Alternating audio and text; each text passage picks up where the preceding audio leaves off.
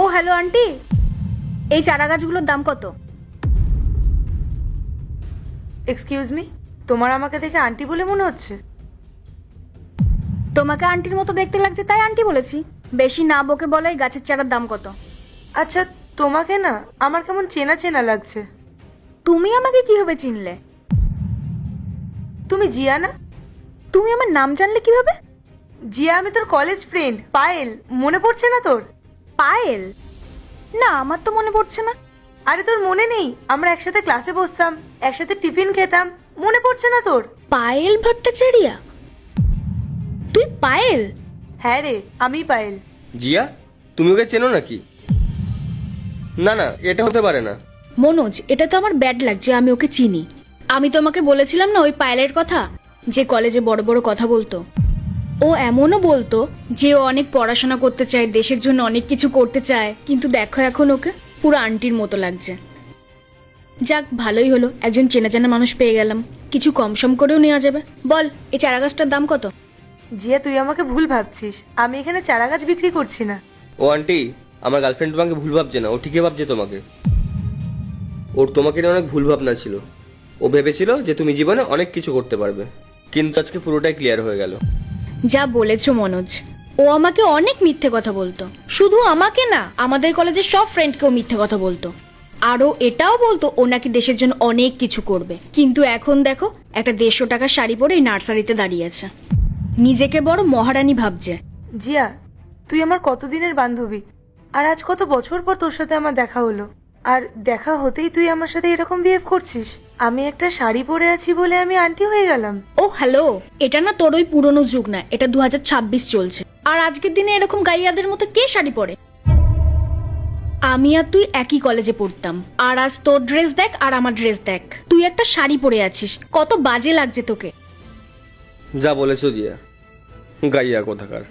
আর তুমি বা ওর সাথে তর্ক কেন করছো? এই শোনো, ওদিকে ওই গাড়িটা দেখতে পারছো? ওই গাড়িটার দাম হচ্ছে 30 লাখ টাকা। তোমার এই নার্সারি বিক্রি করবে না, এত টাকা হবে না। আর তুমি জানো আমার স্যালারি কত? আরে পায়েল, তুই বিয়েও করে নিয়েছিস? মনোজ, আমি তোমাকে বলেছিলাম না ও কিছু পারুক আর না পারুক সময় মতো বিয়েটা ঠিক করে নেবে। যাক, ভালোই হলো তুই বিয়ে করে নিয়েছিস। তা তোর ওই গরিব হাজবেন্ড কোথায়? নিশ্চয়ই মাঠে কোথাও জন খাটছে। স্টপ ইট, অনেক হয়েছে। আমি অনেকক্ষণ ধরে এসব সহ্য করছি। তুই আমাকে অপমান করছিস, আমি কিচ্ছু বলিনি, কিন্তু আমার হাজবেন্ডের ব্যাপারে আমি একটা কথাও তোর মুখে শুনতে চাই না। বাপ রে, আমি তো ভয় পেয়ে গেলাম তোর কথা শুনে।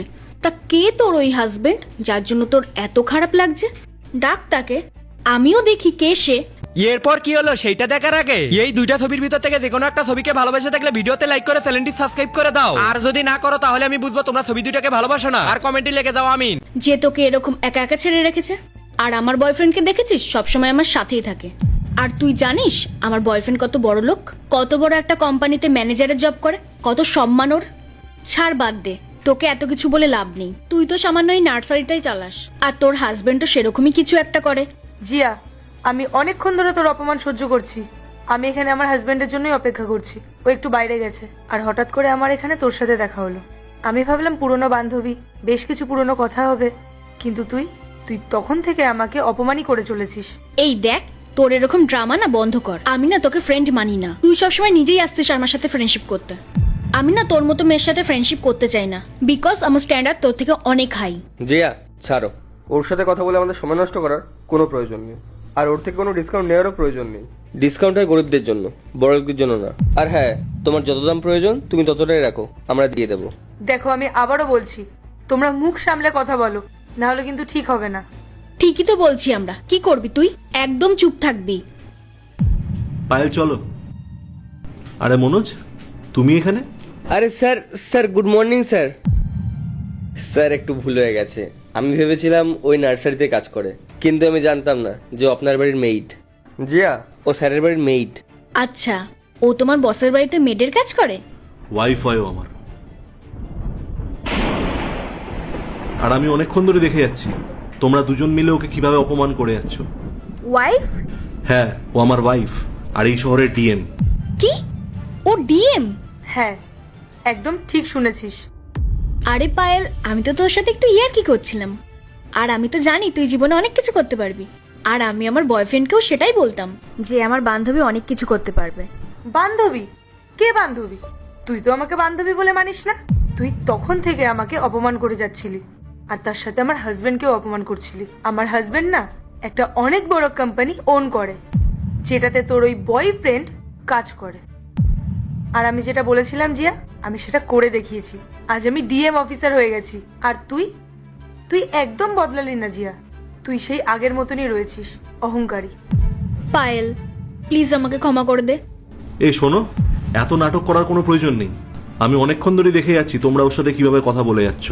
ডিএম অফিসারও, ওর যা ইচ্ছা ও তাই করতে পারে। আর তুমি কেন ওদের সাথে এত কথা বলছো? চলো এখান থেকে। Sir sorry sir. আমি তোমার সাথে আর কোনো কথা বলতে চাই না। চলো পায়েল। কিন্তু স্যার স্যার পায়েল, পায়েল! জিয়া, তোমার এই ফালতু বিয়ে জন্য আমার চাকরিটা না চলে যায়। জানি না স্যার কি বলবে আমাকে। চলো এইবার। নেক্সট পার্ট চাইলে কমেন্ট করো।